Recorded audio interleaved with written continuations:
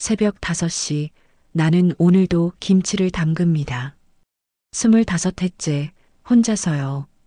그런데 며칠 전 딸이 데려온 남자친구가 우리 가게 앞에 섰어요. 부동산 중개인과 함께 이 늙은 여자 적당히 보상금 주면 나갈 거야. 그의 목소리를 내가 직접 들었습니다. 그날 나는 결심했어요. 이 가게 절대 포기 않겠다고. 오늘도 인생농톡을 방문해 주셔서 감사합니다. 여러분의 구독과 좋아요는 인생농톡을 이어가는데 큰 힘이 됩니다. 고맙습니다. 내 이름은 65살 김순자, 순잔의 밥상 주인인 나는 오늘도 새벽 5시에 눈을 떴다. 알람이 울리기 전에 몸이 먼저 아는 것이다. 이 시간이 되면 일어나야 한다는 것을. 창밖은 아직 어둠이 채 가시지 않았고 골목 끝 가로등 하나만이 희미하게 빛을 토해내고 있었다. 나는 이불을 걷어내고 일어났다. 허리가 뻐근했다. 요즘 들어 부쩍 심해진 통증이었지만 익숙했다. 이 나이에 아프지 않은 곳이 어디 있겠는가. 부엌으로 가는 발걸음은 무겁지 않았다. 오히려 가벼웠다. 이 시간, 이 공간, 이 냄새들이 내게는 위안이었다. 싱크대 위에 놓인 무와 배추, 고춧가루가 담긴 양푼이 나를 반겼다. 어제 저녁에 미리 씻어두었던 것들이다. 나는 앞치마를 두르고 찬물에 손을 담갔다. 차가웠다. 하지만 이 차가움마저 익숙했다. 김치를 담그는 일은 내게 일이 아니었다. 그것은 기도 같은 것이었다. 물을 썰고 배추를 다듬고 양념을 바르는 그 모든 시간 속에서 나는 생각했다. 여보가 살아있을 때의 일들을, 유진이가 어렸을 때의 일들을, 그리고 지금 이 순간의 일들을. 순잔의 밥상. 이 가게의 이름은 여보가 지었다. 25해 전 이 골목 모퉁이에 작은 반찬 가게를 열었을 때 여보는 내 이름을 간판에 걸겠다고 했다. 순자야, 내 손맛은 세상 어디에도 없어. 이 이름 걸고 당당하게 장사하자. 그때 나는 웃으며 고개를 저었지만 속으로는 울컥했다. 내 이름이 간판에 걸린다는 것. 그것은 단순한 상호가 아니라 내 존재가 증명되는 일이었다. 여보는 그로부터 10년 뒤에 세상을 떠났다. 갑작스러운 교통사고였다. 새벽 배송을 마치고 돌아오던 길에 나는 그날 아침 가게 문을 열지 못했다. 아니, 열 수가 없었다. 손이 떨렸고 눈앞이 하였고 숨이 막혔다. 유진이는 고등학생이었다. 아이는 내 앞에서 울지 않았다. 대신 조용히 내 손을 잡았다. 엄마 괜찮아. 우리 괜찮아. 하지만 괜찮지 않았다. 아무것도 괜찮지 않았다. 세상이 무너지는 것 같았다. 여보가 없는 부엌, 여보가 없는 새벽, 여보가 없는 이 가게. 모든 것이 낯설었다. 그래도 나는 다시 문을 열었다.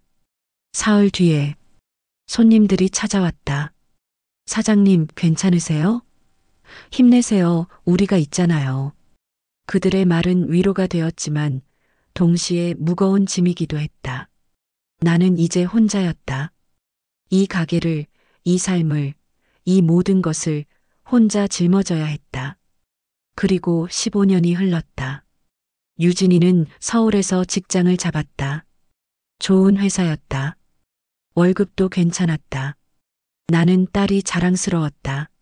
하지만 동시에 외로웠다. 유진이가 떠난 뒤 이 집은 더 넓어졌고 더 조용해졌다. 나는 그 빈자리를 가게로 채웠다. 새벽부터 밤까지 쉴 틈 없이 일했다. 그렇게 하지 않으면 쓸쓸함이 나를 삼킬 것 같았다.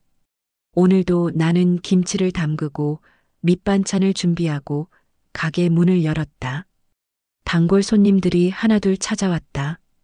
김 여사는 콩자반을 샀고 박 아저씨는 무생채를 샀다. 나는 그들과 짧은 대화를 나눴다. 날씨 이야기, 손자 이야기, 동네 이야기. 별것 아닌 이야기들이었지만 그 안에는 온기가 있었다. 사장님, 이 김치 정말 예술이에요. 어떻게 맨날 이렇게 맛있어요? 김 여사가 웃으며 말했다. 나는 손사래를 쳤다. 뭐려, 그냥 옛날 방식대로 하는 거예요. 그게 어디 쉬워요? 요즘 젊은 사람들은 이런 맘 못 내요. 나는 웃었다. 하지만 속으로는 생각했다. 이 맛은 시간이 만든 것이라고. 세월이 만든 것이라고. 여보와 함께 보낸 시간, 유진이를 키우며 보낸 시간, 그리고 혼자 버텨온 시간. 그 모든 시간이 이 맛 속에 녹아 있다고. 저녁 무렵 가게 문을 닫고 나는 작은 식탁에 앉았다. 혼자 먹는 저녁이었다. 밥 한 공기, 김치찌개 한 그릇, 그리고 반찬 몇 가지. 간단했지만 충분했다. 나는 숟가락을 들고 밥을 떴다. 그리고 문득 여보의 목소리가 들리는 것만 같았다. 순자야, 오늘도 수고했어. 나는 눈을 감았다. 눈시울이 뜨거워졌다. 하지만 울지 않았다. 울면 안 되는 것 같았다. 여보는 내가 우는 것을 싫어했다. 순자는 강한 사람이야. 울지 마. 그렇게 말하곤 했다. 나는 강한 사람인가? 잘 모르겠다. 나는 그냥 살아온 것뿐이다. 하루하루를, 여보가 없는 하루를, 유진이가 없는 하루를 그렇게 견뎌온 것뿐이다. 핸드폰이 울렸다. 유진이었다. 엄마, 이번 주말에 갈게요. 소개시켜드릴 사람 있어요. 나는 잠시 멈칫했다. 소개시켜드릴 사람? 누군데? 남자친구요. 도연이라고 좋은 사람이에요. 남자친구. 유진이에게도 이제 그런 사람이 생겼구나. 나는 기뻤다. 동시에 묘한 감정이 밀려왔다. 두려움 같은 것. 내 딸이 누군가의 사람이 된다는 것. 내 곁을 완전히 떠난다는 것. 하지만 나는 밝게 대답했다. 그래, 그럼 맛있는 거 많이 해놓을게. 뭐 좋아하는지 물어봐. 엄마가 하는 건 다 좋아할 거예요. 걱정 마세요. 전화를 끊고 나는 창밖을 바라봤다. 골목 끝 가로등이 여전히 빛나고 있었다. 나는 그 빛을 바라보며 생각했다. 유진이가 온다. 그 남자친구라는 사람과 함께. 나는 괜찮을까? 웃으며 맞이할 수 있을까? 나는 모르겠다. 하지만 준비는 해야 한다. 내 딸이 오는데 최고의 밥상을 차려야 한다. 그것이 내가 할 수 있는 일이니까. 나는 자리에서 일어나 부엌으로 갔다. 냉장고를 열고 재료들을 꺼냈다. 손이 움직이기 시작했다. 익숙한 움직임. 이 손은 안다. 무엇을 해야 하는지, 어떻게 해야 하는지. 새벽이 오면 나는 다시 일어날 것이다. 그리고 이 손은 또다시 음식을 만들 것이다. 여보가 사랑했던 맛으로, 유진이가 좋아했던 맛으로. 그것이 나 한순자가 사는 방식이니까. 주말이 왔다. 나는 전날 밤부터 준비를 시작했다. 유진이가 좋아하던 갈비찜, 잡채, 동그랑땡, 그리고 신선한 나물들. 냉장고는 가득 찼고 부엌은 온통 음식 냄새로 가득했다. 손이 바빴지만 마음은 설렜다. 딸이 온다는 것, 그것만으로도 이 집은 달라 보였다. 아침 일찍 가게 문을 열었다가 일찍 닫았다. 단골 손님들에게 미리 말해뒀다. 이번 주말은 딸이 와서 쉬어요. 그들은 고개를 끄덕이며 웃었다. 사장님도 쉬셔야죠. 딸 만나러 가시는데. 집으로 돌아와 마지막 손질을 했다.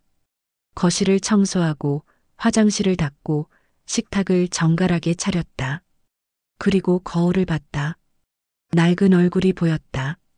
주름이 깊어졌고 머리카락에는 흰 머리가 섞여 있었다. 나는 잠시 망설이다가 립스틱을 발랐다. 연한 핑크색. 오래전에 유진이가 사준 것이었다. 엄마도 좀 꾸미세요. 그때 딸이 웃으며 말했었다. 오후 2시쯤 현관문이 열렸다. 엄마 왔어요. 유진이의 목소리였다. 나는 급히 앞치마를 벗고 현관으로 나갔다. 딸이 서 있었다. 말끔한 코트를 입고 화장을 연하게 한 모습. 예뻤다. 내 딸이 이렇게 컸구나. 순간 가슴이 벅찼다. 그리고 그 옆에 한 남자가 서 있었다. 키가 크고 이목구비가 뚜렷했다. 검은색 코트에 깔끔한 셔츠, 가죽 구두. 도시 사람의 냄새가 났다. 그는 공손하게 고개를 숙였다. 안녕하세요, 어머님. 저는 김도연이라고 합니다. 목소리는 차분했고 예의 바른 느낌이었다. 나는 어색하게 웃으며 손을 내밀었다. 어서 와요. 유진이한테 많이 들었어요. 악수를 나누는 순간 그의 손이 부드럽다는 것을 느꼈다. 일을 하지 않는 손, 키보드를 두드리고 서류를 넘기는 손. 나는 문득 내 손을 보았다. 거칠고 주름지고 상처투성이인 손. 나는 슬며시 손을 뒤로 뺐다. 들어와요, 어서. 밥 다 차려놨어요. 우리는 거실로 들어갔다. 도연은 주위를 둘러보았다. 그의 시선이 낡은 소파, 오래된 TV, 벽에 걸린 달력에 머물렀다. 나는 그 시선을 느꼈다. 무언가 평가하는 듯한, 판단하는 듯한 시선. 집이 아늑하네요. 그가 말했다. 하지만 그 말 속에는 진심이 느껴지지 않았다. 아늑하다는 말은 때로 좁다 혹은 낡았다는 뜻의 완곡한 표현이기도 했다. 나는 애써 웃었다. 오래 살다 보니 정이 들었어요. 유진이가 부엌으로 왔다. 엄마, 내가 도와줄게요. 딸의 손길이 반가웠다. 우리는 함께 음식을 날랐다. 갈비찜, 잡채, 전, 나물들. 식탁은 금세 가득 찼다. 와, 진짜 대단하시다. 이 많은 걸 다 혼자 준비하셨어요? 도연이 감탄하듯 말했다. 나는 고개를 끄덕였다. 별거 아니에요. 늘 하던 거라. 아니에요. 진짜 대단하신 거예요. 요즘 이렇게 정성 들여 요리하는 사람 없어요. 그의 말에는 칭찬이 담겨 있었다. 하지만 동시에 묘한 거리감도 느껴졌다. 마치 박물관의 유물을 보듯 과거의 것을 바라보는 듯한 시선. 요즘 사람들은 이렇게 안 한다는 그 말 속에는 이건 구시대적인 것이라는 뉘앙스가 숨어 있었다. 우리는 식탁에 앉았다. 유진이가 밥을 떴고 나는 국을 떠서 그들 앞에 놓았다. 많이 드세요. 잘 먹겠습니다. 도연이 젓가락을 들었다. 그는 갈비찜을 집어 입에 넣었다. 씹는 속도가 느렸다. 마치 음식을 분석하듯. 나는 그의 표정을 살폈다. 어때요? 입에 맞아요? 네, 맛있어요. 간이 딱 좋네요. 하지만 그의 표정은 밝지 않았다. 억지로 웃는 것처럼 보였다. 유진이가 재빨리 말했다. 엄마 음식은 정말 최고예요. 도연아, 많이 먹어. 응, 그럴게.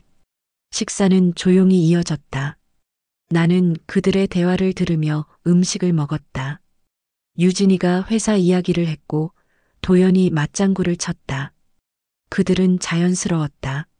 서로 편해 보였다. 나는 그 모습이 좋으면서도 한편으로는 낯설었다. 내 딸이 누군가와 이렇게 가까워졌다는 것. 식사가 끝나고 도연이 커피를 마시며 말했다. 어머님, 유진이한테 들었어요. 반찬 가게 하신다고. 네, 오래됐죠. 25해 넘었어요. 대단하시네요. 요즘 자영업하기 힘든데. 위치는 어디쯤이에요? 여기서 걸어서 10분 정도요. 골목 안에 있어요. 그가 고개를 끄덕였다. 그리고 잠시 생각하는 듯 하더니 말했다. 혹시 가게 한번 볼 수 있을까요? 궁금해서요. 나는 잠시 망설였다. 하지만 거절할 이유가 없었다. 그럼요, 보여드릴게요. 우리는 가게로 갔다. 골목길을 걸으며 나는 도연을 의식했다. 그의 깨끗한 구두가 비포장도로를 밟았고 그의 코트가 좁은 골목의 바람에 흔들렸다. 그는 주위를 둘러보았다. 낡은 집들, 오래된 간판들, 비좁은 길.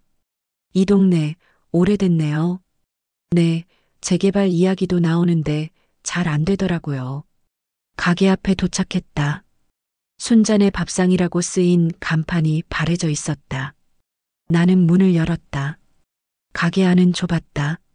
냉장고 2대, 작은 조리대, 그리고 진열된 반찬통들. 도연은 천천히 안을 둘러봤다. 아늑하네요. 또 그 말이었다. 아늑하다. 나는 웃지 않았다. 유진이가 말했다. 엄마가 여기서 혼자 다 하세요. 장 보는 것부터 요리, 판매까지. 정말 대단하시네요. 도연이 고개를 끄덕였다. 그리고 가게를 한 바퀴 돌더니 창밖을 내다봤다. 근데 어머님, 솔직히 여쭤봐도 될까요? 네, 뭐든지요. 이 가게 수익은 어때요? 요즘도 손님들 많이 오세요? 나는 잠시 멈칫했다. 예상치 못한 질문이었다. 나는 유진을 봤다. 딸은 조금 당황한 표정이었다. 그럭저럭요. 단골 손님들이 있어서.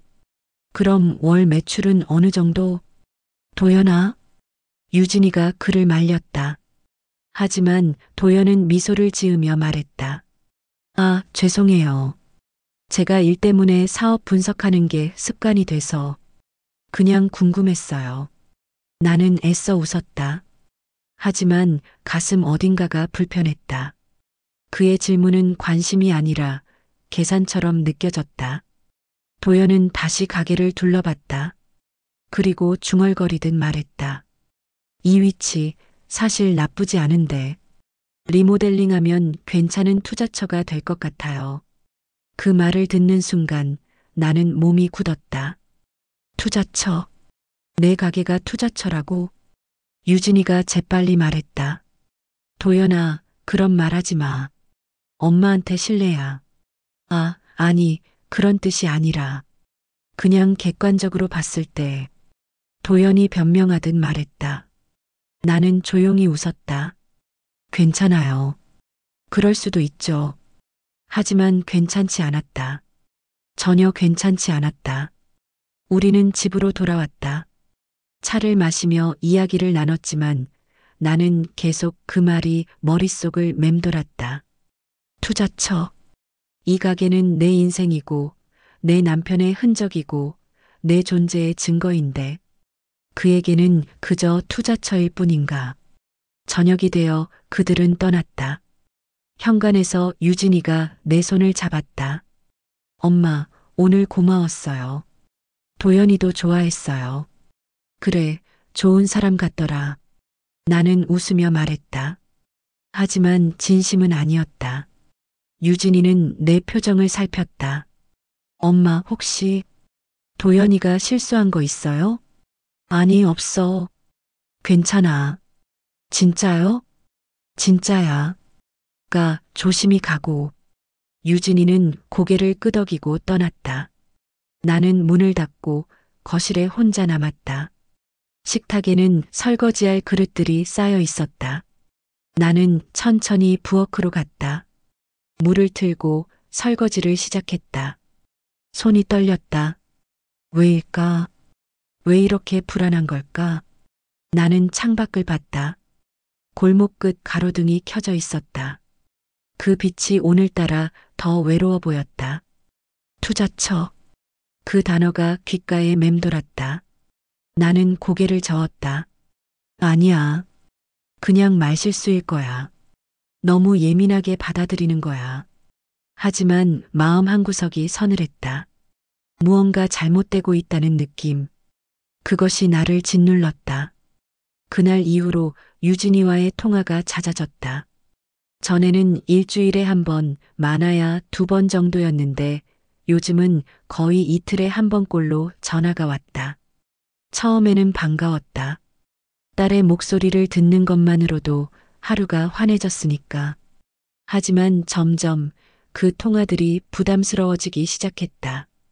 엄마, 요즘 몸은 괜찮으세요? 응, 괜찮아. 걱정 마. 허리는요? 지난번에 아프다고 하셨잖아요. 그때뿐이야. 지금은 괜찮아. 거짓말이었다. 허리는 여전히 아팠다. 아침에 일어날 때마다 뻐근했고 오래 서 있으면 통증이 왔다. 하지만 말하고 싶지 않았다. 유진이가 걱정할까봐. 아니, 정확히 말하면 딸이 나를 짐처럼 느낄까봐. 엄마, 제가 이번에 건강검진 쿠폰 보내드릴게요. 꼭 받으세요. 아이고, 그런 거 필요 없어. 나 멀쩡해. 엄마, 60이 넘으셨잖아요. 검진 받아야 해요. 유진이의 목소리에는 다급함이 묻어났다. 나는 한숨을 삼켰다. 알았어, 알았어. 시간 나면 갈게. 전화를 끊고 나는 핸드폰을 내려다봤다. 유진이는 착한 딸이었다. 효녀였다. 하지만 요즘 그 효심이 왠지 모르게 무겁게 느껴졌다. 마치 나를 부담스러운 존재로 보는 것 같은 기분. 늙고 병든 돌봐야 할 대상. 며칠 뒤 유진이가 또 전화했다. 엄마, 이번 주말에 시간 있으세요? 왜? 또 온다고? 아니요, 제가 못 가요. 대신 얘기하고 싶은 게 있어서. 나는 가슴이 철렁했다. 무언가 심각한 이야기일 것 같은 예감. 뭔데? 전화로는 좀 그렇고. 아, 그냥 말씀드릴게요. 엄마, 가게 이제 그만하시면 안 돼요? 순간 숨이 멎었다. 뭐? 엄마, 혼자서 그 힘든 일 언제까지 하실 거예요? 60이 넘으셨는데. 허리도 아프시잖아요. 나 괜찮다니까. 괜찮지 않아요. 제가 보기에 엄마 많이 힘들어 보이세요. 나는 할 말을 잃었다. 유진이는 계속 말을 이었다. 엄마, 서울로 올라오세요. 제가 작은 아파트 하나 알아볼게요. 전세로. 엄마 혼자 사시기 딱 좋은 곳으로요. 유진아, 가게는 정리하시고요. 그 돈으로 여유 있게 사세요. 매일 일하지 마시고 편하게. 취미 생활도 하시고 친구들이랑도 만나시고. 딸의 목소리는 간절했다. 하지만 내게는 그 말들이 칼처럼 느껴졌다. 유진아, 엄마는 이 가게가 좋아. 엄마, 이게 낡았어? 힘들어? 그래, 힘들지. 근데 이게 엄마 인생이야. 목소리가 떨렸다. 나는 참으려고 했지만 참을 수가 없었다. 이 가게는 내 아빠가 만든 거야. 아빠랑 엄마가 같이 시작한 거란 말이야. 여기 있는 냄비, 도마, 칼 하나하나가 다 아빠 손때가 묻어 있어. 엄마가 이걸 어떻게 정리해? 엄마, 저도 알아요. 근데 아빠도 엄마가 이렇게 힘들게 사는 거 원하지 않으실 거예요. 넌 몰라. 나는 강하게 말했다. 넌 몰라, 유진아. 이게 힘든 게 아니야. 이게 엄마한테는 삶이야. 엄마가 살아있다는 증거란 말이야. 전화 너머로 유진이의 한숨이 들렸다. 엄마, 저도 이해해요. 진짜로. 근데 엄마 건강이 더 중요하잖아요. 제발 생각 좀 해보세요. 생각해 볼게. 나는 힘없이 대답하고 전화를 끊었다. 그날 밤 나는 잠을 이룰 수 없었다. 침대에 누워 천장을 바라봤다. 유진이의 말들이 머릿속을 맴돌았다. 낡은 가게, 힘든 일, 편하게 사세요. 편하게 산다는 게 뭘까? 아파트에 혼자 앉아서 TV를 보고 산책을 하고 그렇게 사는 게 편한 건가? 그게 행복한 건가? 나는 일어나 부엌으로 갔다. 냉장고를 열었다. 내일 준비할 무와 배추가 들어 있었다. 나는 그것들을 꺼내 싱크대에 놓았다. 찬물을 틀고 물을 씻기 시작했다. 손이 움직였다. 익숙한 동작. 이 일을 25회 넘게 해왔다. 물을 씻고 배추를 다듬고 양념을 만들고 이 모든 과정이 내 몸에 배어 있었다. 나는 물을 썰기 시작했다. 칼날이 도마를 두드리는 소리가 고요한 밤을 채웠다. 똑똑똑. 규칙적인 소리. 그 소리가 나를 진정시켰다. 문득 여보의 목소리가 들렸다. 순자야, 칼질 참 곱게 한다. 나는 손을 멈췄다. 눈을 감았다. 여보는 늘 내 옆에서 그렇게 말하곤 했다. 내가 요리할 때 옆에서 지켜보며 순자는 손이 참 예뻐. 그 손으로 만든 음식은 다 맛있어. 나는 눈을 떴다. 부엌은 텅 비어 있었다. 여보는 없었다. 하지만 그의 흔적은 여전히 이곳에 있었다.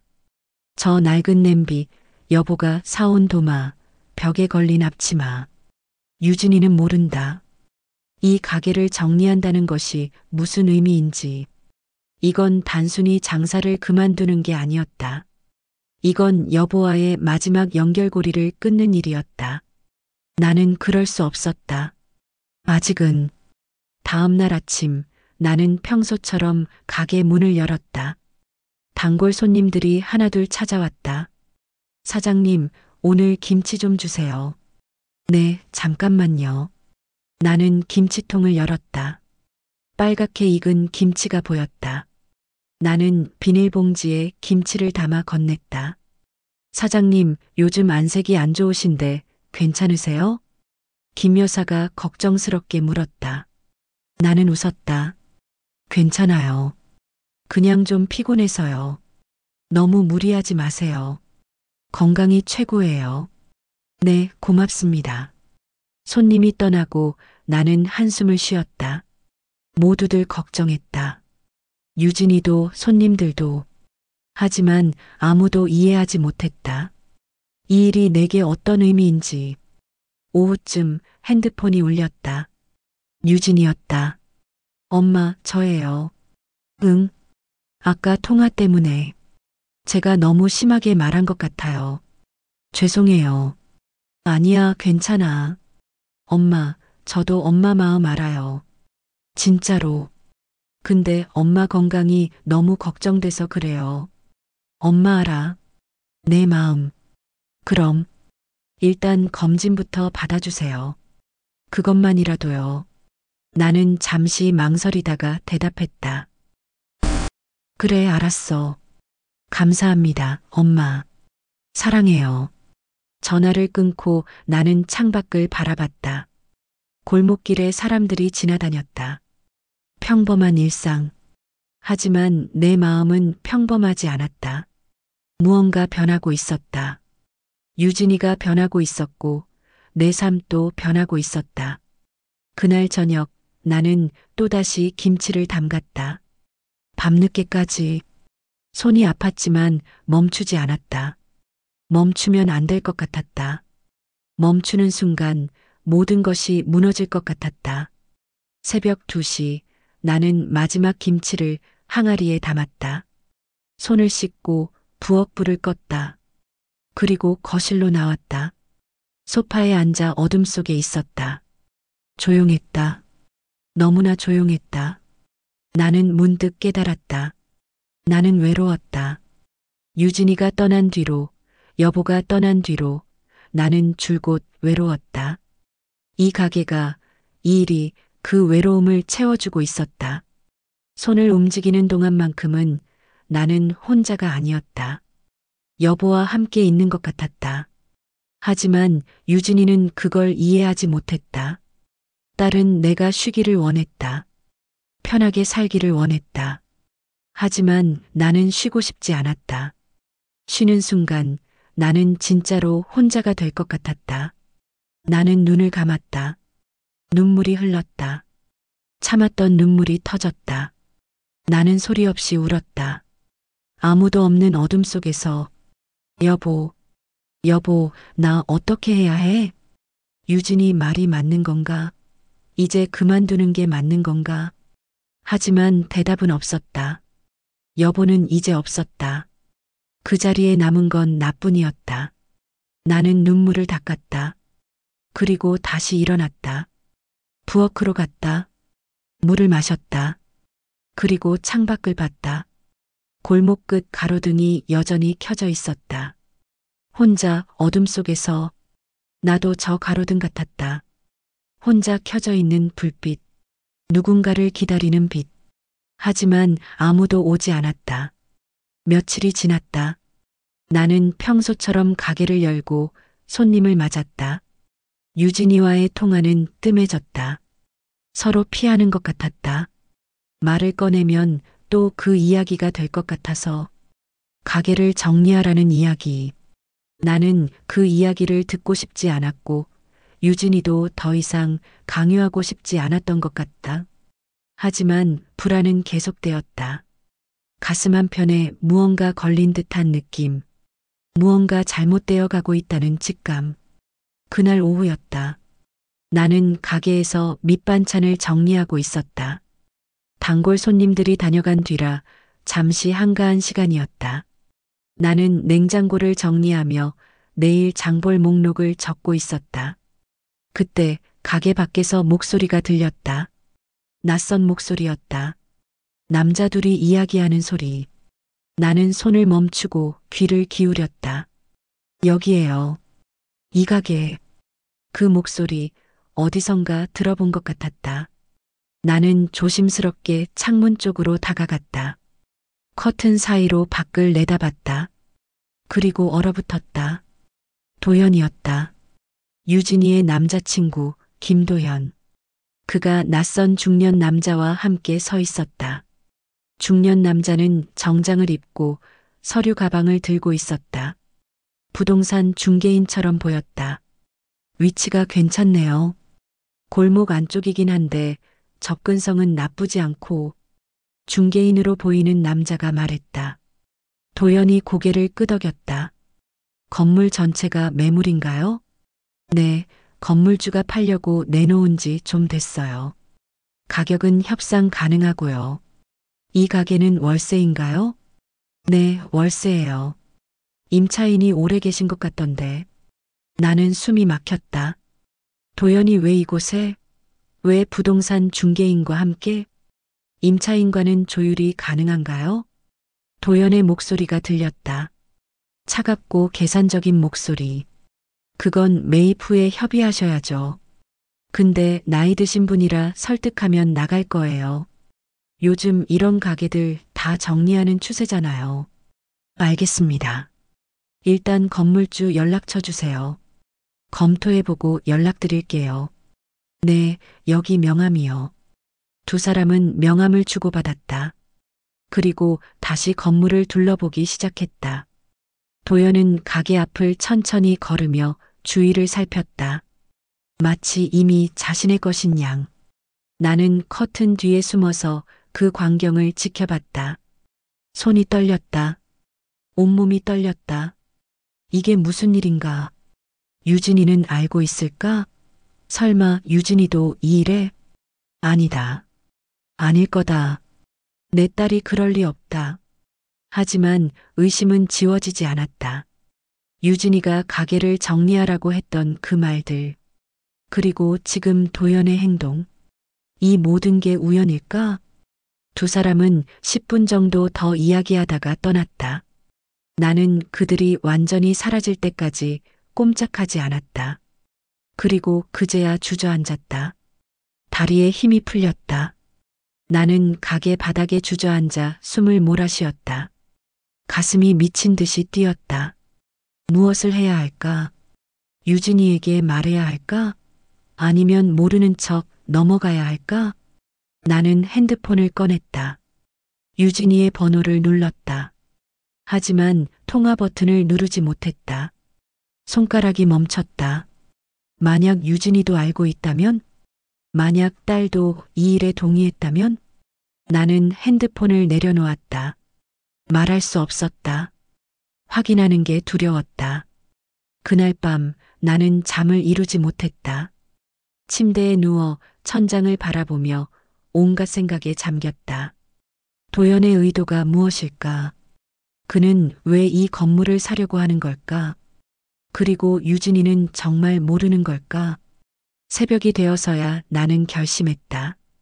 침묵하지 않겠다고. 모르는 척하지 않겠다고. 이건 내 가게고 내 인생이다. 아무도 함부로 가져갈 수 없다. 다음 날 나는 평소보다 일찍 가게를 열었다. 그리고 단골 손님들에게 조심스럽게 물었다. 근데 요즘 건물주가 팔려고 한다는 소문 들었어요? 네, 재개발이 안 되니까 그냥 팔고 나가려는 것 같더라고요. 사장님, 혹시 새 주인 들어오면 월세 올릴 수도 있어요. 조심하세요. 내 심장이 철렁했다. 정말요? 나는 고개를 끄덕였다. 가슴이 답답했다. 오후에 나는 건물주에게 전화했다. 목소리가 떨렸지만 최대한 침착하게 말했다. 사장님, 저 순자네 밥상 한 순자예요. 아, 네. 무슨 일이세요? 혹시 건물 파신다는 게 사실인가요? 전화 너머로 잠시 침묵이 흘렀다. 아, 그게. 네, 사실이에요. 요즘 관리하기 힘들어서요. 그럼 저는 어떻게 되는 건가요? 권리금 받고 나가시든지 아니면 새 주인이랑 재계약하시든지 해야죠. 언제쯤 파실 건가요? 아직 확정은 안 됐어요. 근데 관심 있는 사람이 있긴 해요. 조만간 결정될 것 같아요. 전화를 끊고 나는 주저앉았다. 현실이 되고 있었다. 내 가게가, 이 공간이 사라질 위기에 처했다. 저녁이 되어 유진이에게서 전화가 왔다. 엄마, 저예요. 응. 요즘 목소리가 좀 이상하세요. 무슨 일 있어요? 나는 망설였다. 말해야 할까? 하지만 입이 떨어지지 않았다. 아니, 괜찮아. 진짜요? 엄마, 혹시 제 말 때문에 상처받으신 거예요? 아니야, 그런 거 아니고. 엄마, 저 다음 주에 갈게요. 얼굴 보고 얘기해요. 그래. 전화를 끊고 나는 한숨을 쉬었다. 다음 주. 그때까지 어떻게 버틸까? 그날 밤 나는 다시 김치를 담갔다. 손을 쉬지 않고 움직였다. 물을 썰고 배추를 다듬고 양념을 만들었다. 땀이 흘렀고 허리가 아팠지만 멈추지 않았다. 이 일을 하는 동안만큼은 나는 살아있는 것 같았다. 이 손맛이, 이 냄새가, 이 공간이 내 존재를 증명했다. 새벽 3시 나는 마지막 김치를 항아리에 담았다. 그리고 부엌 바닥에 주저앉았다. 눈물이 흘렀다. 여보, 여보, 나 어떡해. 이 가게를 지킬 수 있을까? 우리의 약속을 지킬 수 있을까? 하지만 대답은 없었다. 어둠만이 나를 감쌌다. 나는 낡은 냄비를 바라봤다. 여보가 사온 냄비. 25해 동안 나와 함께한 냄비. 손잡이가 닳았고 겉면이 그을렸지만 여전히 든든했다. 나도 저 냄비처럼 버틸 수 있을까? 나도 끝까지 이 자리를 지킬 수 있을까? 나는 냄비를 꼭 껴안았다. 차가운 금속이 내 품에 안겼다. 여보, 나 포기 안 해. 끝까지 지킬게. 나는 작게 속삭였다. 아무도 듣지 못하는 다짐. 하지만 그것만으로도 충분했다. 나는 다시 일어날 힘을 얻었다. 나는 결심했다. 그냥 당하고만 있을 수 없었다. 도연이 무슨 계획을 세우고 있는지, 유진이는 정말 모르는 것인지 정확히 알아야 했다. 진실을 마주해야 했다. 다음 날 아침 나는 인터넷을 검색했다. 도연의 회사를 찾는 것은 어렵지 않았다. 유진이가 전에 자랑스럽게 말했었다. 도연이 오빠 강남에 있는 투자회사 다녀요. 부동산 쪽으로 유명한 곳이래요. 회사 홈페이지에 주소가 있었다. 서울 강남구. 나는 그 주소를 메모했다. 그리고 며칠 뒤 나는 처음으로 가게 문을 사흘간 닫았다. 단골 손님들에게 문자를 돌렸다. 개인 사정으로 며칠 쉽니다. 양해 부탁드려요. 김 여사에게서 전화가 왔지만 받지 않았다. 설명할 자신이 없었다. 서울행 기차를 탔다. 오랜만이었다. 마지막으로 서울에 간 게 언제였던가. 유진이 대학교 입학식 때였던 것 같다. 그때도 이렇게 떨렸었다. 하지만 그때의 떨림은 기대와 설렘이었다. 지금은 두려움이었다. 기차 안에서 나는 창밖을 바라봤다. 풍경이 빠르게 지나갔다. 논밭이 사라지고 건물들이 나타났다. 서울이 가까워지고 있었다. 강남역에 도착했다. 사람들로 붐볐다. 모두 바빴다. 빠른 걸음으로 정해진 방향으로. 나만 혼자 우두커니 서 있는 것 같았다. 나는 휴대폰을 꺼내 지도를 확인했다. 도연의 회사까지는 걸어서 10분 거리였다. 회사 건물 앞에 도착했다. 높은 빌딩이었다. 유리로 된 외벽이 햇빛을 반사했다. 나는 건물을 올려다봤다. 도연은 저 안 어딘가에 있을 것이다. 하지만 들어갈 수는 없었다. 로비에는 경비원이 있었고 출입증이 필요해 보였다. 나는 건물 맞은편 카페로 들어갔다. 창가 자리에 앉아 건물 입구를 지켜봤다. 점심시간이 되자 사람들이 쏟아져 나왔다. 나는 한 명 한 명을 확인했다. 그리고 마침내 도연을 발견했다. 정장을 입은 그가 동료로 보이는 여자와 함께 걸어 나왔다. 여자는 30대 중반쯤으로 보였다. 깔끔한 정장에 짧은 머리. 그들은 웃으며 이야기를 나눴다. 나는 자리에서 일어났다. 그리고 조심스럽게 그들을 따라갔다. 두 사람은 근처 레스토랑으로 들어갔다. 나는 잠시 망설이다가 그들이 자리에 앉는 것을 확인한 뒤 레스토랑 안으로 들어갔다. 구석 자리에 앉았다. 그들에게서 떨어진 하지만 목소리를 들을 수 있는 거리. 웨이터가 다가왔다. 주문하시겠어요? 커피 한 잔 주세요. 식사는 안 하세요? 네, 커피만요. 웨이터가 이상하다는 표정으로 물러갔다. 나는 신경 쓰지 않았다. 도연과 그 여자의 대화에 집중했다. 그래서 그 건물은 어떻게 됐어? 여자의 목소리가 들렸다. 아, 순잔의 밥상 그거 거의 확정이야. 건물주가 팔겠다고 했어. 내 심장이 멎었다. 가격은? 협상 중이야. 근데 크게 문제 없을 것 같아. 위치도 괜찮고 재개발 가능성도 있고. 임차인은? 늙은 여자 혼자 반찬 가게 하는데 설득하면 나갈 거야. 요즘 나이 든 사람들 다 지쳐 있잖아. 적당히 보상금 주면 돼. 늙은 여자. 그게 나를 지칭하는 말이었다. 나는 주먹을 쥐었다. 손톱이 손바닥을 파고들었지만 아프지 않았다. 여자가 웃었다.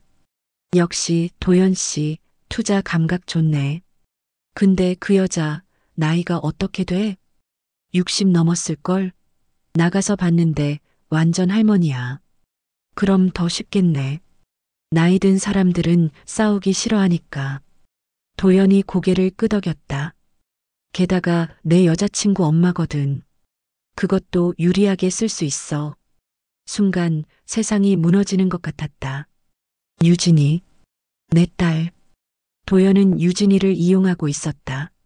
와, 그거 진짜 좋은데? 여자친구 엄마면 더 믿고 따라올 것 같은데? 그렇지. 처음부터 그게 목적이었어. 유진이 통해서 접근하면 쉬울 거라고 생각했거든. 근데 여자친구는 몰라. 응, 당연히 모르지. 알면 난리 날 거 아냐. 근데 상관없어. 어차피 건물 사고 나면 그때 가서 설득하면 돼. 어머님 나이도 있으시고 이참에 편하게 사세요. 이런 식으로. 두 사람이 웃었다. 나는 숨을 쉴 수가 없었다. 모든 게 계획이었다. 처음부터 끝까지 유진이에게 접근한 것도, 나를 만나러 온 것도, 가게를 둘러본 것도 모든 게 이 순간을 위한 포석이었다. 그나저나 유진이라는 여자는 계속 만날 거야? 여자가 장난스럽게 물었다. 도연이 어깨를 으쓱했다. 글쎄, 일 끝나면 굳이? 괜찮은 애이긴 한데 내 스타일은 아니거든. 역시 도연 씨답네. 나는 더 이상 참을 수 없었다. 자리에서 일어났다. 테이블을 잡고 있지 않으면 쓰러질 것 같았다. 웨이터가 다가왔다. 손님, 커피 나왔습니다. 됐어요. 계산할게요. 아직 드시지도 않으셨는데. 됐다니까요. 목소리가 커졌다. 주변 사람들이 쳐다봤다. 도연도 고개를 돌렸다. 그와 눈이 마주쳤다. 그의 얼굴이 굳었다. 어머님? 나는 그를 똑바로 바라봤다. 그리고 천천히 그의 테이블로 다가갔다. 다리가 떨렸지만 걸음을 멈추지 않았다. 계속하세요. 제 이야기. 도연은 당황한 표정이었다. 어머님, 이게 무슨... 늙은 여자가 어떻게 나갈 거라고 했죠? 계속하세요. 여자가 어색하게 웃었다. 저희가 무슨 얘기를... 다 들었어요. 나는 차갑게 말했다. 처음부터 끝까지 당신이 왜 내 딸한테 접근했는지, 내 가게가 왜 필요한지, 그리고 나를 어떻게 내쫓을 계획인지. 도연의 얼굴이 창백해졌다. 어머님, 오해예요. 제 말 좀... 오해? 나는 웃었다. 비웃음이었다. 오해가 아니라 진실이죠. 당신 처음부터 유진이를 이용했어요. 내 가게를 빼앗으려고. 아니, 그게 아니라. 그럼 뭐예요? 설명해 보세요. 왜 몰래 중개인이랑 우리 가게 앞에 왔어요? 왜 건물주한테 연락했어요? 도연은 입을 다물었다. 변명할 말이 없었다. 나는 그를 한참 바라봤다. 이 사람이 내 딸의 남자친구라는 게 믿기지 않았다. 말끔한 외모 뒤에 이런 계산이 숨어 있었다니. 유진이는 알아야겠죠. 당신의 진짜 모습을. 어머님, 제발. 유진이한테는 말하지 말아주세요. 도연이 급히 말했다. 처음으로 그의 목소리에 간절함이 묻어났다. 하지만 나를 위한 게 아니었다. 자신을 위한 것이었다. 왜요? 들키면 곤란해요? 어머님, 제가 잘못했어요. 제발. 늦었어요. 나는 돌아섰다. 레스토랑을 나왔다. 뒤에서 도연이 뭐라고 외쳤지만 듣지 않았다. 밖으로 나오자 햇빛이 눈부셨다. 나는 건물벽에 기대섰다. 온몸이 떨렸다. 분노와 슬픔과 배신감이 한꺼번에 밀려왔다. 핸드폰을 꺼냈다. 유진이의 번호를 눌렀다. 이제는 말해야 했다. 진실을. 전부. 전화벨이 울렸다. 한 번, 두 번, 세 번. 여보세요, 엄마.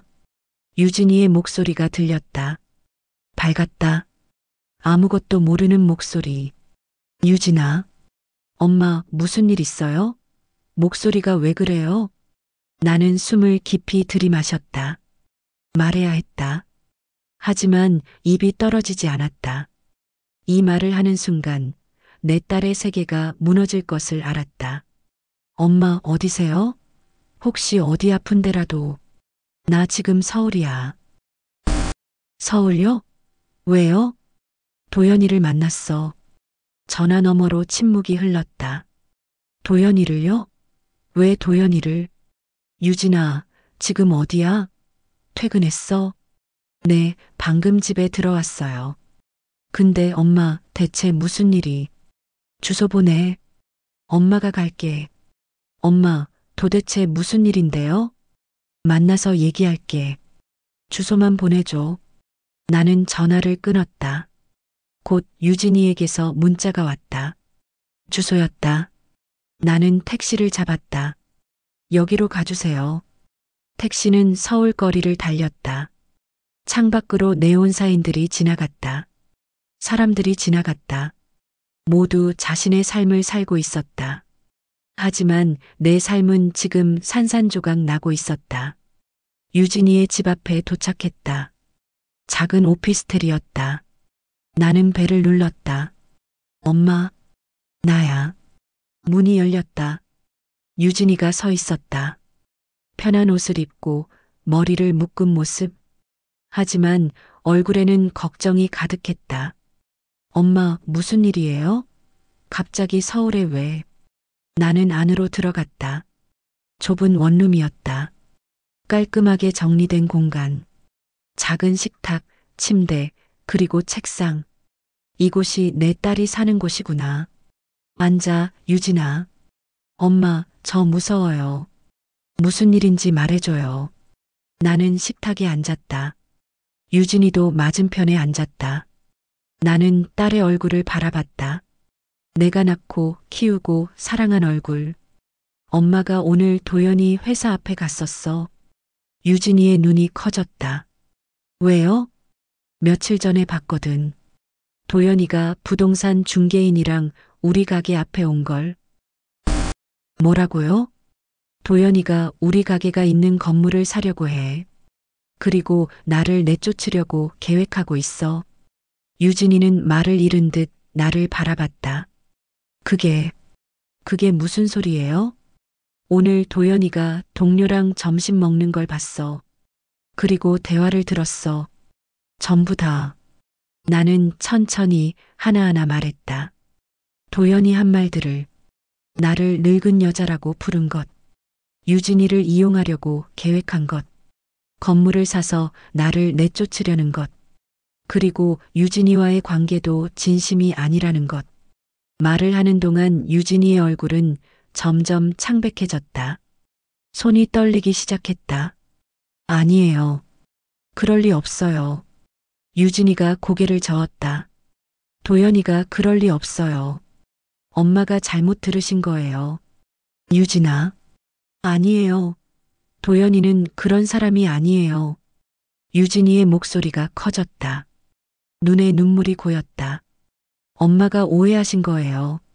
도연이는 착한 사람이에요. 나한테 잘해줬어요. 그런 사람이 그럴 리가. 유진아, 엄마가 직접 들었어. 분명하게. 오해가 아니야. 그럼 전화해 볼게요. 지금 바로 전화해서 물어볼게요. 유진이가 핸드폰을 꺼냈다. 손이 떨려서 제대로 누르지도 못했다. 나는 딸의 손을 잡았다. 유진아, 엄마 나요. 나 전화해야 돼요. 해명을 들어야 돼요. 유진아, 진정해. 진정 못해요. 내가 사랑하는 사람이 그런 사람이라고 하잖아요. 유진이가 울먹였다. 눈물이 뺨을 타고 흘렀다. 나는 정말 사랑했는데. 처음으로 이렇게 좋아한 사람인데. 알아, 엄마가 다 알아. 그런데 그게 다 거짓이었다고요? 나를 이용한 거였다고요? 유진이의 목소리가 흔들렸다. 나는 딸을 끌어안았다. 유진이는 내 품에서 울기 시작했다. 어린아이처럼. 오랜만에 보는 딸의 눈물이었다. 엄마. 응, 엄마가 여기 있어. 나 어떻게 해요? 어떻게 해? 나는 딸의 등을 토닥였다. 가슴이 찢어지는 것 같았다. 내 딸이 이렇게 아파하는 모습을 보는 것이. 한참을 울던 유진이가 고개를 들었다. 눈이 빨갛게 부어 있었다. 엄마, 미안해요. 왜 미안해? 내가 그 사람을 데려왔잖아요. 내가 엄마한테 소개했잖아요. 내 잘못이에요. 아니야, 내 잘못이 아니야. 내가 사람 보는 눈이 없었어요. 내가 멍청했어요. 유진아, 사랑은 그런 거야. 사람 눈을 멀게 하는 거야. 내 잘못이 아니라고. 유진이는 또 울었다. 나는 계속 딸을 안고 있었다. 시간이 얼마나 흘렀는지 몰랐다. 한참 뒤 유진이가 일어났다. 화장실로 가서 세수를 하고 나왔다. 얼굴은 여전히 빨갛지만 눈빛이 달라져 있었다. 결연한 눈빛. 엄마, 내가 직접 확인할게요. 유진아, 직접 듣고 싶어요. 그 사람 입으로. 나는 고개를 끄덕였다. 그래, 그래야지. 유진이는 핸드폰을 들었다. 도연의 번호를 눌렀다. 스피커폰으로 켰다. 벨이 울렸다. 그리고 도연이 받았다. 유진아, 나야. 목소리가 평소와 달랐다. 조심스러웠다. 불안해 보였다. 도연아, 지금 어디야? 집에. 왜? 우리 얘기 좀 하자. 지금 나올 수 있어? 유진아, 혹시 어머님한테 뭐 들었어?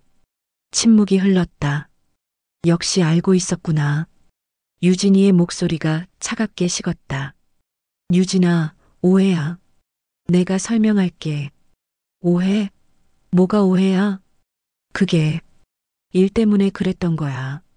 나도 어쩔 수 없었어. 일 때문에 나를 이용한 거야? 이용한 게 아니라. 그럼 뭐야? 엄마 가게를 빼앗으려고 나한테 접근한 게 아니야? 도연이 대답하지 못했다. 대답해봐. 나한테 접근한 게 처음부터 계획이었어? 유진아, 대답 안 해도 돼. 이미 다 알았으니까. 유진아, 잠깐만. 만나서 얘기하자. 제발. 만날 필요 없어. 우리 끝이야. 유진아. 유진이는 전화를 끊었다. 그리고 핸드폰을 식탁에 내려놓았다. 손이 여전히 떨리고 있었다. 엄마, 미안해요. 정말 미안해요. 괜찮아, 유진아. 아니에요. 내가 그 사람 때문에 엄마한테 가게 정리하라고 했잖아요. 내가 엄마를 힘들게 했잖아요. 나는 딸의 손을 꽉 잡았다. 유진아, 넌 나쁜 게 아니야. 엄마를 걱정한 거잖아. 엄마가 다 알아. 근데 나 몰랐어요. 그 사람 속셈을. 진짜 엄마 걱정해서 그런 줄 알았어요. 알아, 다 알아. 유진이는 내 손을 꽉 잡았다.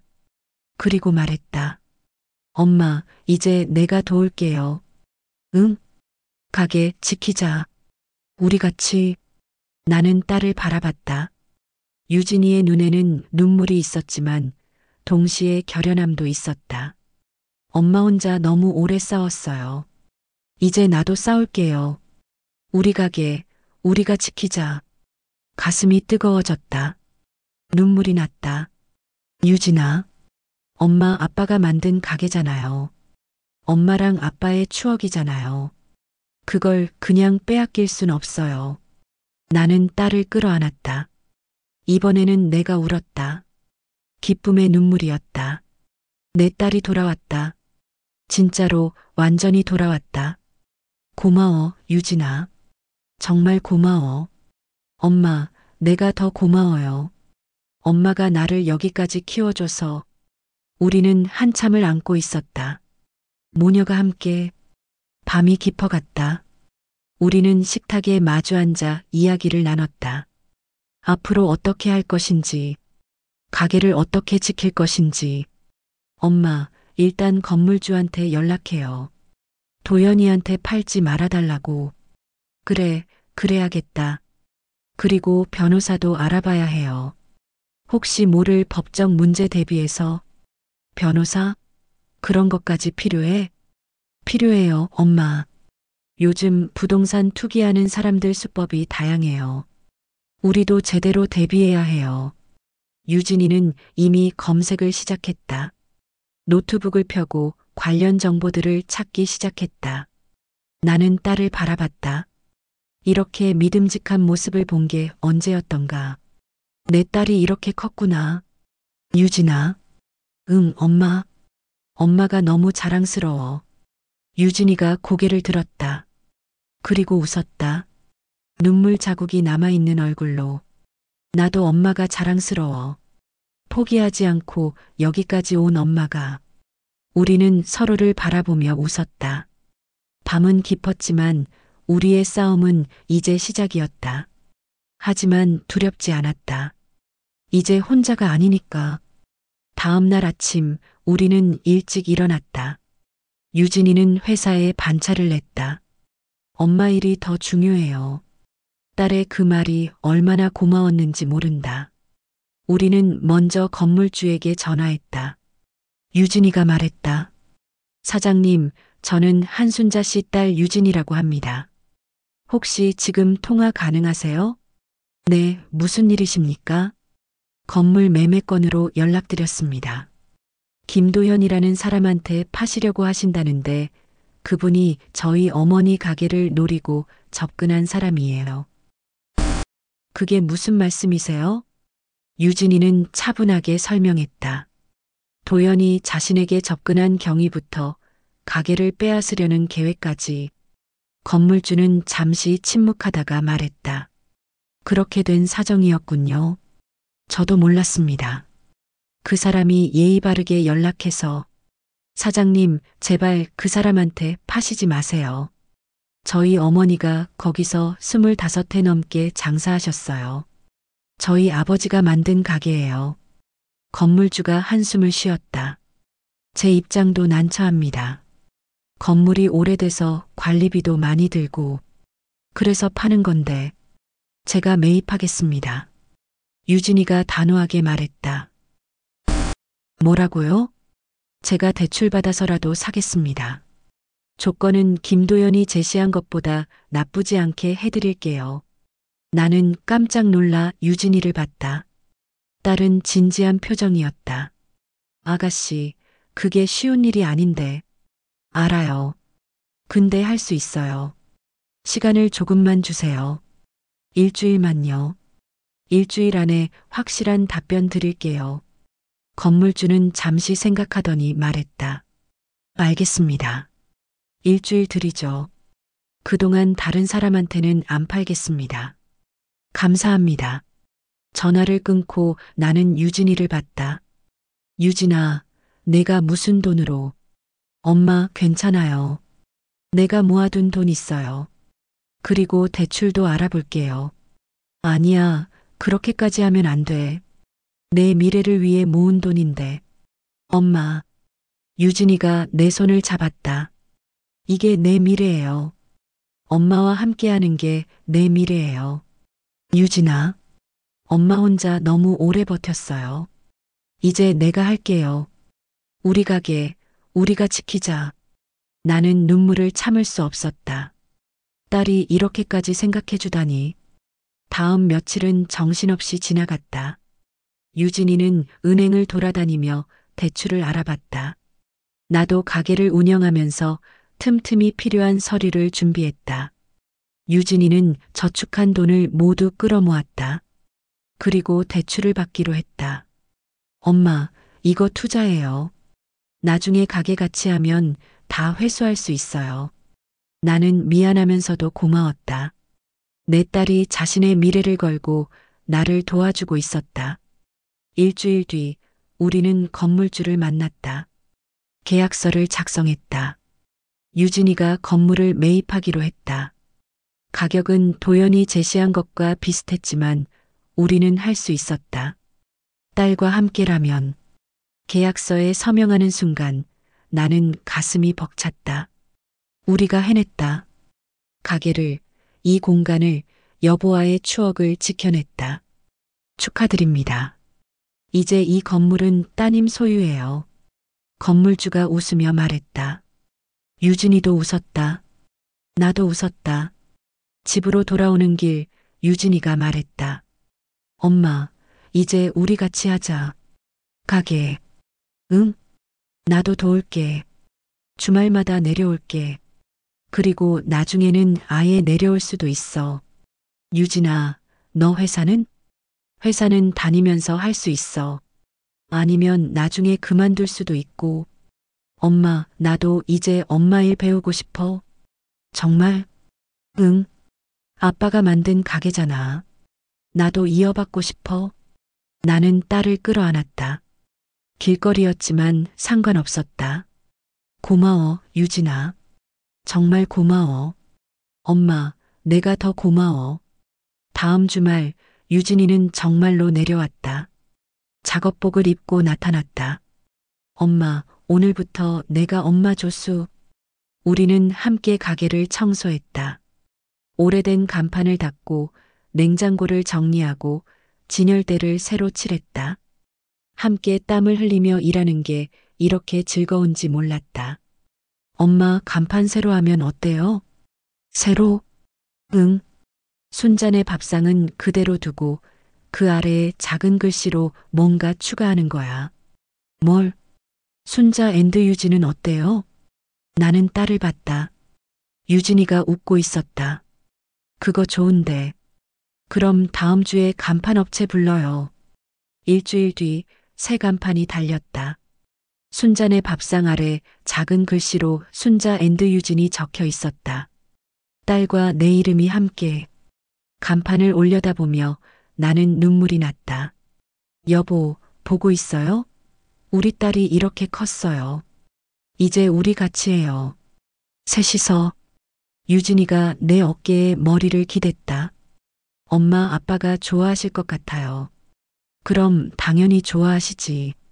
저녁이 되어 우리는 가게를 닫고 집으로 돌아왔다. 함께 저녁을 준비했다. 유진이가 야채를 썰고 나는 국을 끓였다. 엄마, 이렇게 하는 거 맞아요?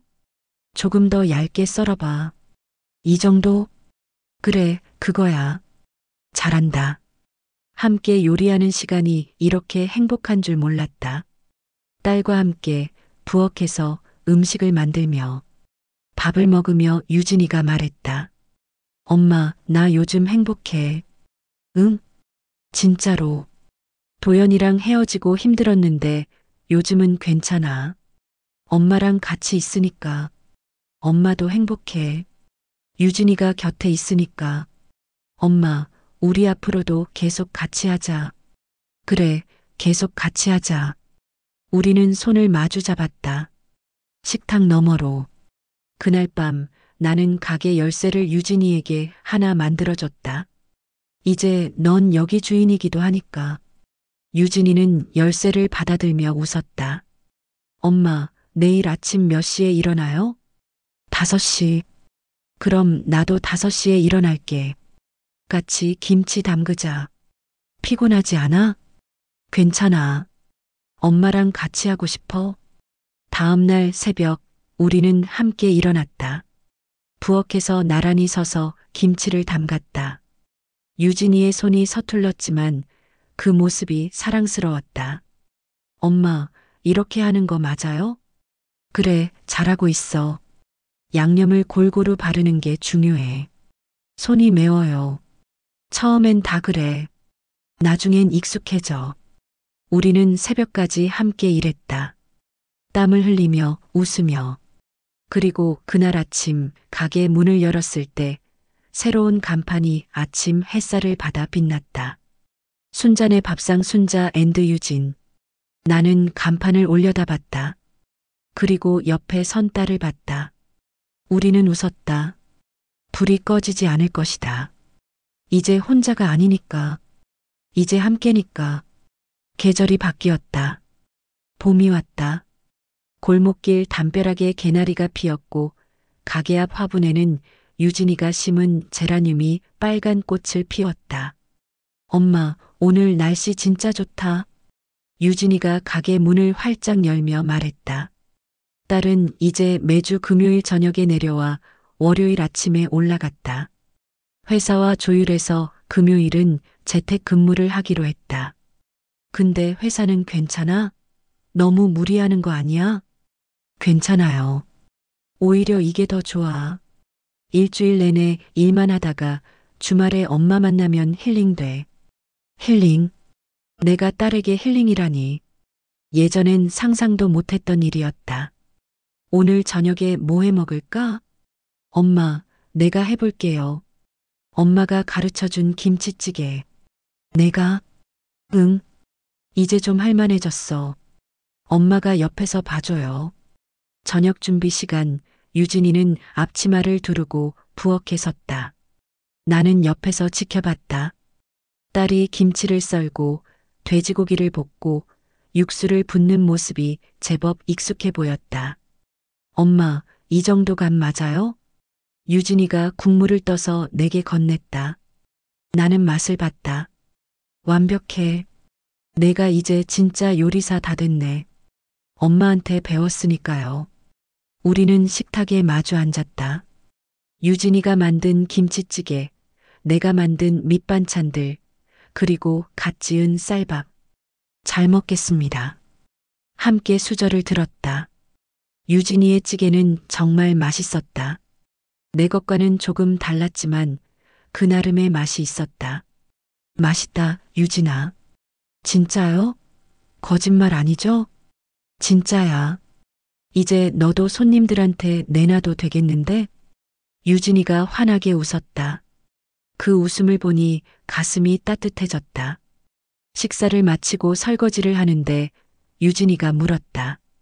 엄마, 요즘 행복해요? 응, 당연히. 너랑 같이 있는데. 나도 행복해. 도연이 일 있고 나서 한동안은 정말 힘들었거든. 근데 지금은 오히려 잘 된 것 같아. 왜? 그 일이 없었으면 나 계속 서울에서만 살았을 거야.